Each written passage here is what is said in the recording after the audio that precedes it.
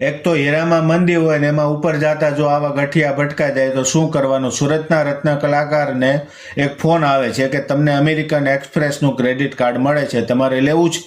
રત્ન કલાકાર કે હા મારે જરૂર છે ને મારે લેવું છે. એટલે તે વ્યક્તિ વોટ્સએપના માધ્યમથી એમને લિંક અને એપીકે ફાઇલ મોકલે છે કે તમે ડાઉનલોડ કરી લેજો અને તમારી ડિટેલ નાખી દેજો એટલે તમને ક્રેડિટ કાર્ડ ઘરે આવી જશે.